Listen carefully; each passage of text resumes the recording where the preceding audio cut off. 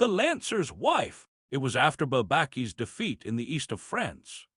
The army, broken up, decimated, and worn out, had been obliged to retreat into Switzerland after that terrible campaign, and it was only its short duration that saved 150,000 men from certain death. Hunger, the terrible cold, forced marches in the snow without boots over bad mountain roads had caused us, franc styrers, especially the greatest suffering, for we were without tents and almost without food, always in the van when we were marching toward Belfort, and in the rear when returning by the Jura. Of our little band that had numbered 1,200 men on the 1st of January, there remained only 22 pale, thin, ragged wretches when we at length succeeded in reaching Swiss territory. There we were safe and could rest. Everybody knows what sympathy was shown to the unfortunate French army and how well it was cared for. We all gained fresh life, and those who had been rich and happy before the war declared that they had never experienced a greater feeling of comfort than they did then. Just think, we actually had something to eat every day and could sleep every night. Meanwhile, the war continued in the east of France, which had been excluded from the armistice. Besançon still kept the enemy in check, and the latter had their revenge by ravaging Franche-Comté. Sometimes we heard that they had approached quite close to the frontier, and we saw Swiss troops, who were to form a line of observation between us and them, set out on their march. That pained us in the end, and as we regained health and strength, the longing to fight took possession of us. It was disgraceful and irritating to know that within 2 or 3 leagues of us the Germans were victorious and insolent, to feel that we were protected by our captivity, and to feel that on that account we were powerless against them. One day our captain took 5 or 6 of us aside and spoke to us about it long and furiously. He was a fine fellow, that captain. He had been a sub-lieutenant in the Zouaves, was tall and thin and as hard as steel, and during the whole campaign he had cut out their work for the Germans. He fretted in inactivity, and could not accustom himself to the idea of being a prisoner and of doing nothing. "Confound it!" he said to us, "does it not pain you to know that there is a number of Uhlans within 2 hours of us? Does it not almost drive you mad to know that those beggarly wretches are walking about as masters in our mountains, when 6 determined men might kill a whole spitful any day? I cannot endure it any longer, and I must go there." "But how can you manage it, Captain?" "How? It is not very difficult. Just as if we had not done a thing or two within the last 6 months, and got out of woods that were guarded by very different men from the Swiss. The day that you wish to cross over into France, I will undertake to get you there." "That may be, but what shall we do in France without any arms?" "Without arms? We will get them over yonder, by Jove." "You are forgetting the treaty," another soldier said. "We shall run the risk of doing the Swiss an injury if Manteuffel learns that they have allowed prisoners to return to France." "Come," said the captain, "those are all bad reasons. I mean to go and kill some Prussians, that is all I care about. If you do not wish to do as I do, well and good, only say so at once. I can quite well go by myself, I do not require anybody's company." Naturally we all protested, and, as it was quite impossible to make the captain alter his mind, we felt obliged to promise to go with him. We liked him too much to leave him in the lurch, as he never failed us in any extremity, and so the expedition was decided on. The captain had a plan of his own that he had been cogitating over for some time. A man in that part of the country whom he knew was going to lend him a cart and 6 suits of peasants' clothes. We could hide under some straw at the bottom of the wagon, which would be loaded with Gruyere cheese, which he was supposed to be going to sell in France. The captain told the sentinels that he was taking 2 friends with him to protect his goods, in case anyone should try to rob him, which did not seem an extraordinary precaution. A Swiss officer seemed to look at the wagon in a knowing manner, but that was in order to impress his soldiers. In a word, neither officers nor men could make it out. "Get up," the captain said to the horses as he cracked his whip, while our 3 men quietly smoked their pipes. I was half suffocated in my box, which only admitted the air through those holes in front, and at the same time I was nearly frozen, for it was terribly cold. "Get up," the captain said again, and the wagon loaded with Gruyere cheese entered France. The Prussian lines were very badly guarded, as the enemy trusted to the watchfulness of the Swiss. The sergeant spoke North German, while our captain spoke the bad German of the four cantons, and so they could not understand each other. The sergeant, however, pretended to be very intelligent, and in order to make us believe that he understood us, they allowed us to continue our journey. And after traveling for 7 hours, being continually stopped in the same manner, we arrived at a small village of the Jura in ruins at nightfall. What were we going to do? Our only arms were the captain's whip, our uniforms our peasants' blouses, and our food the Gruyere cheese. Our sole wealth consisted in our ammunition, packages of cartridges which we had stowed away inside some of the large cheeses. We had about 1,000 of them, just 200 each, but we needed rifles, and they must be chassepots. Luckily, however, the captain was a bold man of an inventive mind, and this was the plan that he hit upon. While 3 of us remained hidden in a cellar in the abandoned village, he continued his journey as far as Besançon with the empty wagon and 1 man. The town was invested, but one can always make one's way into a town among the hills by crossing the tableland till within about 10 miles of the walls, and then following paths and ravines on foot. They left their wagon at Aumans among the Germans and escaped out of it at night on foot, so as to gain the heights which border the river Doubs. The next day they entered Besançon, where there were plenty of chassepots. There were nearly 40,000 of them left in the arsenal, and General Roland, a brave marine, laughed at the captain's daring project, but let him have 6 rifles and wished him good luck. There he had also found his wife, who had been through all the war with us before the campaign in the East, and who had been only prevented by illness from continuing with Bourbaki's army. She had recovered, however, in spite of the cold, which was growing more and more intense, and in spite of the numberless privations that awaited her, she persisted in accompanying her husband. He was obliged to give way to her, and they all 3, the captain, his wife, and our comrade, started on their expedition. Going was nothing in comparison to returning. They were obliged to travel by night, so as to avoid meeting anybody, as the possession of 6 rifles would have made them liable to suspicion. But in spite of everything, a week after leaving us, the captain and his 2 men were back with us again. The campaign was about to begin. The first night of his arrival he began it himself, and under pretext of examining the surrounding country, he went along the high road. I must tell you that the little village which served as our fortress was a small collection of poor, badly built houses, which had been deserted long before. It lay on a steep slope, which terminated in a wooded plain. The country people sell the wood. They send it down the slopes, which are called coulees locally, and which lead down to the plain, and there they stack it into piles, which they sell thrice a year to the wood merchants. The spot where this market is held indicated by 2 small houses by the side of the highroad, which serve for public houses. The captain had gone down there by way of one of these coulees. He had been gone about half an hour, and we were on the lookout at the top of the ravine when we heard a shot.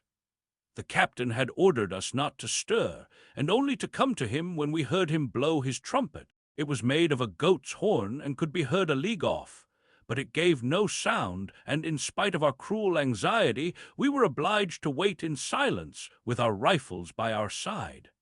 It is nothing to go down these coulees. One just lets one's self slide down, but it is more difficult to get up again. One has to scramble up by catching hold of the hanging branches of the trees, and sometimes on all 4s by sheer strength. A whole mortal hour passed, and he did not come. Nothing moved in the brushwood. The captain's wife began to grow impatient. What could he be doing? Why did he not call us? Did the shot that we had heard proceed from an enemy, and had he killed or wounded our leader, her husband? They did not know what to think, but I myself fancied either that he was dead or that his enterprise was successful. and I was merely anxious and curious to know what he had done. Suddenly we heard the sound of his trumpet, and we were much surprised that instead of coming from below, as we had expected, it came from the village behind us. What did that mean? It was a mystery to us, but the same idea struck us all, that he had been killed, and that the Prussians were blowing the trumpet to draw us into an ambush. We therefore returned to the cottage, keeping a careful lookout with our fingers on the trigger and hiding under the branches. But his wife, in spite of our entreaties, rushed on, leaping like a tigress. She thought that she had to avenge her husband, and had fixed the bayonet to her rifle, and we lost sight of her at the moment that we heard the trumpet again. And a few moments later we heard her calling out to us, "Come on, come on!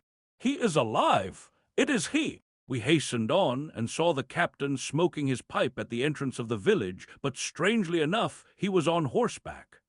"Ah," he said to us, "you see that there is something to be done here. Here I am on horseback already. I knocked over an Ulan yonder and took his horse. I suppose they were guarding the wood, but it was by drinking and swilling in clover. One of them, the sentry at the door, had not time to see me before I gave him a sugar plum in his stomach, and then, before the others could come out, I jumped on the horse and was off like a shot. 8 or 10 of them followed me, I think, but I took the crossroads through the woods. I have got scratched and torn a bit, but here I am, and now, my good fellows, attention and take care. Those brigands will not rest until they have caught us, and we must receive them with rifle bullets. Come along, let us take up our posts." We set out. One of us took up his position a good way from the village on the crossroads. I was posted at the entrance of the main street, where the road from the level country enters the village, while the 2 others, the captain and his wife, were in the middle of the village, near the church, whose tower served for an observatory and citadel. We had not been in our places long before we heard a shot, followed by another, and then 2, then 3. The first was evidently a chassepot. One recognized it by the sharp report, which sounds like the crack of a whip, while the other 3 came from the lancers' carbines. The captain was furious. He had given orders to the outpost to let the enemy pass, and merely to follow them at a distance if they marched toward the village, and to join me when they had gone well between the houses. Then they were to appear suddenly, take the patrol between 2 fires, and not allow a single man to escape. For posted as we were, the 6 of us could have hemmed in 10 Prussians, if needful. "That confounded Piedilot has roused them," the captain said, "and they will not venture to come on blindfolded any longer. And then I am quite sure that he has managed to get a shot into himself somewhere or other, for we hear nothing of him. It serves him right. Why did he not obey orders?" And then, after a moment, he grumbled in his beard, "After all, I am sorry for the poor fellow. He is so brave and shoots so well." The captain was right in his conjectures. We waited until evening without seeing the Uhlans. They had retreated after the first attack, but unfortunately we had not seen Piedilot either. Was he dead or a prisoner? When night came, the captain proposed that we should go out and look for him, and so the 3 of us started. At the crossroads we found a broken rifle and some blood, while the ground was trampled down. But we did not find either a wounded man or a dead body, although we searched every thicket, and at midnight we returned without having discovered anything of our unfortunate comrade. "It is very strange," the captain growled. "They must have killed him and thrown him into the bushes somewhere. They cannot possibly have taken him prisoner, as he would have called out for help. I cannot understand it at all." Just as he said that, bright flames shot up in the direction of the inn on the high road, which illuminated the sky. "Scoundrels! Cowards!" he shouted. "I will bet that they have set fire to the 2 houses on the marketplace in order to have their revenge, and then they will scuttle off without saying a word. They will be satisfied with having killed a man and set fire to 2 houses. All right, it shall not pass over like that. We must go for them. They will not like to leave their illuminations in order to fight. It would be a great stroke of luck if we could set Piedilot free at the same time," someone said. The 5 of us set off, full of rage and hope. In 20 minutes we had got to the bottom of the coulee, and had not yet seen anyone when we were within 100 yards of the inn. The fire was behind the house, and all we saw of it was the reflection above the roof. However, we were walking rather slowly, as we were afraid of an ambush, when suddenly we heard Piedilot's well-known voice. It had a strange sound, however, for it was at the same time dull and vibrating, stifled and clear, as if he were calling out as loud as he could with a bit of rag stuffed into his mouth. He seemed to be hoarse and gasping, and the unlucky fellow kept exclaiming, "Help! Help!" We sent all thoughts of prudence to the devil, and in 2 bounds we were at the back of the inn, where a terrible sight met our eyes. Piedilot was being burned alive. He was writhing in the midst of a heap of faggots, tied to a stake, and the flames were licking him with their burning tongues. When he saw us, his tongue seemed to stick in his throat. He drooped his head and seemed as if he were going to die. It was only the affair of a moment to upset the burning pile, to scatter the embers, and to cut the ropes that fastened him. Poor fellow, in what a terrible state we found him! The evening before he had had his left arm broken, and it seemed as if he had been badly beaten since then, for his whole body was covered with wounds, bruises, and blood. The flames had also begun their work on him, and he had 2 large burns, one on his loins and the other on his right thigh, and his beard and hair were scorched. Poor Piedilot! No one knows the terrible rage we felt at this sight. We would have rushed headlong at 100,000 Prussians. Our thirst for vengeance was intense. But the cowards had run away, leaving their crime behind them. Where could we find them now? Meanwhile, however, the captain's wife was looking after Piedilot and dressing his wounds as best she could, while the captain himself shook hands with him excitedly, and in a few minutes he came to himself. "Good morning, Captain. Good morning, all of you," he said. "Ah, the scoundrels, the wretches!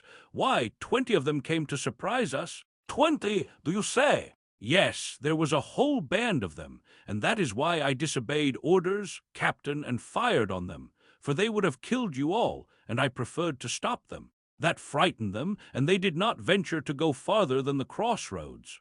They were such cowards. 4 of them shot at me at 20 yards, as if I had been a target, and then they slashed me with their swords.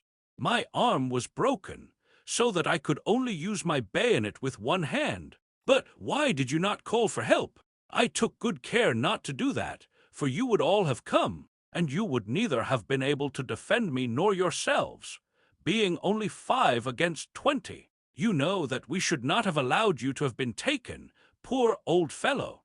I preferred to die by myself, don't you see? I did not want to bring you here, for it would have been a mere ambush. Well, we will not talk about it any more.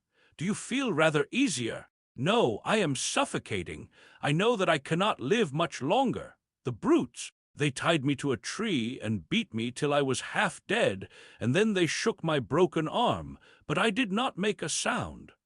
I would rather have bitten my tongue out than have called out before them. Now I can tell what I am suffering and shed tears. It does one good. Thank you, my kind friends. Poor Piedilot! But we will avenge you, you may be sure." "Yes, yes, I want you to do that. There is, in particular, a woman among them who passes as the wife of the lancer whom the captain killed yesterday. She is dressed like a lancer, and she tortured me the most yesterday and suggested burning me, and it was she who set fire to the wood. Oh, the wretch, the brute! Ah, how I am suffering! My loins, my arms!" And he fell back gasping and exhausted, writhing in his terrible agony, while the captain's wife wiped the perspiration from his forehead, and we all shed tears of grief and rage as if we had been children. I will not describe the end to you. He died half an hour later, previously telling us in what direction the enemy had gone. When he was dead, we gave ourselves time to bury him, and then we set out in pursuit of them, with our hearts full of fury and hatred. "We will throw ourselves on the whole Prussian army if it be necessary," the captain said, "but we will avenge Piedilot. We must catch those scoundrels. Let us swear to die rather than not to find them. And if I am killed first, these are my orders. All the prisoners that you take are to be shot immediately, and as for the lancer's wife, she is to be tortured before she is put to death. She must not be shot, because she is a woman," the captain's wife said. "If you survive, I am sure that you would not shoot a woman. Torturing her will be quite sufficient. But if you are killed in this pursuit, I want one thing, and that is to fight with her. I will kill her with my own hands, and the others can do what they like with her if she kills me. We will outrage her, we will burn her, we will tear her to pieces.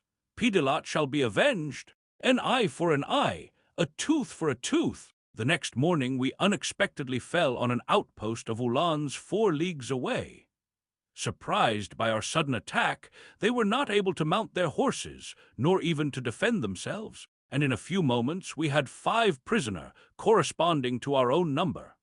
The captain questioned them, and from their answers we felt certain that they were the same whom we had encountered the previous day. Then a very curious operation took place. One of us was told off to ascertain their sex, and nothing can describe our joy when we discovered what we were seeking among them, the female executioner who had tortured our friend. The 4 others were shot on the spot, with their backs to us and close to the muzzles of our rifles, and then we turned our attention to the woman. What were we going to do with her? I must acknowledge that we were all of us in favor of shooting her. Hatred and the wish to avenge Pidelot had extinguished all pity in us, and we had forgotten that we were going to shoot a woman, but a woman reminded us of it, the captain's wife. At her entreaties, therefore, we determined to keep her a prisoner. The captain's poor wife was to be severely punished for this act of clemency. The next day we heard that the armistice had been extended to the eastern part of France, and we had to put an end to our little campaign. 2 of us who belonged to the neighborhood returned home, so there were only 4 of us, all told, the captain, his wife, and 2 men. We belonged to Besançon, which was still being besieged in spite of the armistice. "Let us stop here," said the captain. "I cannot believe that the war is going to end like this. The devil take it! Surely there are men still left in France, and now is the time to prove what they are made of. The spring is coming on, and the armistice is only a trap laid for the Prussians. During the time that it lasts, a new army will be raised, and some fine morning we shall fall upon them again. We shall be ready, and we have a hostage. Let us remain here." We fixed our quarters there. It was terribly cold, and we did not go out much, and somebody had always to keep the female prisoner in sight. She was sullen and never said anything, or else spoke of her husband, whom the captain had killed. She looked at him continually with fierce eyes, and we felt that she was tortured by a wild longing for revenge. That seemed to us to be the most suitable punishment for the terrible torments that she had made Pidelot suffer, for impotent vengeance is such intense pain.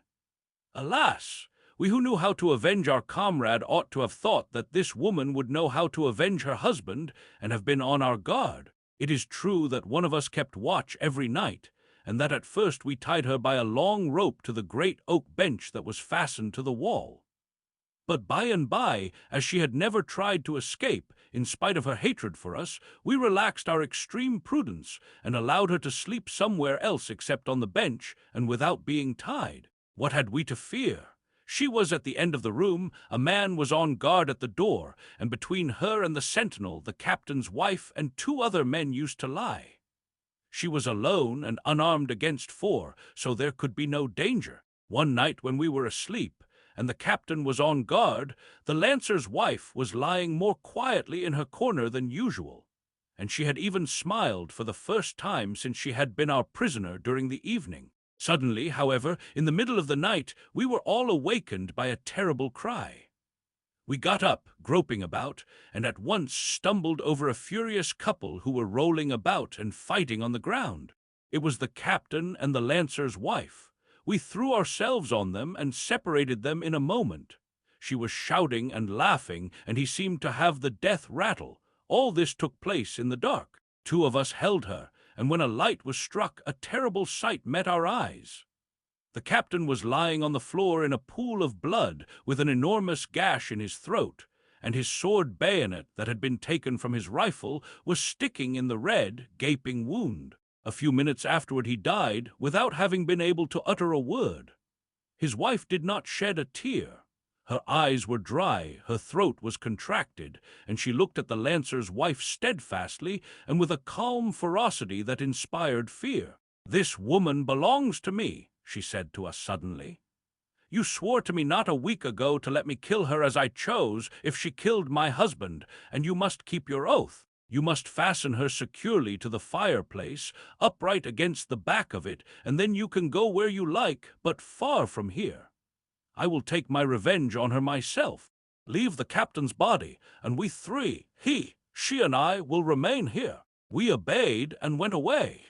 She promised to write to us to Geneva as we were returning thither. 2 days later I received the following letter, dated the day after we had left, that had been written at an inn on the high road. "My friend, I am writing to you according to my promise. For the moment I am at the inn, where I have just handed my prisoner over to a Prussian officer. I must tell you, my friend, that this poor woman has left 2 children in Germany. She had followed her husband, whom she adored, as she did not wish him to be exposed to the risks of war by himself, and as her children were with their grandparents. I have learned all this since yesterday, and it has turned my ideas of vengeance into more humane feelings. At the very moment when I felt pleasure in insulting this woman, and in threatening her with the most fearful torments, in recalling Pidelot, who had been burned alive, and in threatening her with a similar death, she looked at me coldly and said, 'What have you got to reproach me with, Frenchwoman? You think that you will do right in avenging your husband's death, is not that so?' 'Yes,' I replied. 'Very well, then, in killing him, I did what you are going to do in burning me. I avenged my husband, for your husband killed him.' 'Well,' I replied, 'as you approve of this vengeance, prepare to endure it. I do not fear it.' And in fact, she did not seem to have lost courage. Her face was calm, and she looked at me without trembling, while I brought wood and dried leaves together, and feverishly threw on to them the powder from some cartridges, which was to make her funeral pile the more cruel. I hesitated in my thoughts of persecution for a moment, but the captain was there, pale and covered with blood, and he seemed to be looking at me with his large, glassy eyes, and I applied myself to my work again after kissing his pale lips. Suddenly, however, on raising my head, I saw that she was crying, and I felt rather surprised. "So you are frightened?" I said to her. "No, but when I saw you kiss your husband, I thought of mine, of all whom I love." She continued to sob, but stopping suddenly, she said to me in broken words and in a low voice, "Have you any children?" A shiver ran over me, for I guessed that this poor woman had some. She asked me to look in a pocketbook which was in her bosom, and in it I saw 2 photographs of quite young children, a boy and a girl, with those kind, gentle, chubby faces that German children have. In it there were also 2 locks of light hair and a letter in a large, childish hand, and beginning with German words which meant, "My dear little mother." I could not restrain my tears, my dear friend, and so I untied her, and without venturing to look at the face of my poor dead husband, who was not to be avenged, I went with her as far as the inn. She is free, I have just left her, and she kissed me with tears. I am going upstairs to my husband. Come as soon as possible, my dear friend, to look for our 2 bodies. I set off with all speed, and when I arrived, there was a Prussian patrol at the cottage, and when I asked what it all meant, I was told that there was a captain of Frankstierers and his wife inside, both dead. I gave their names, they saw that I knew them, and I begged to be allowed to arrange their funeral. "Somebody has already undertaken it," was the reply. "Go in if you wish to, as you know them. You can settle about their funeral with their friend." I went in.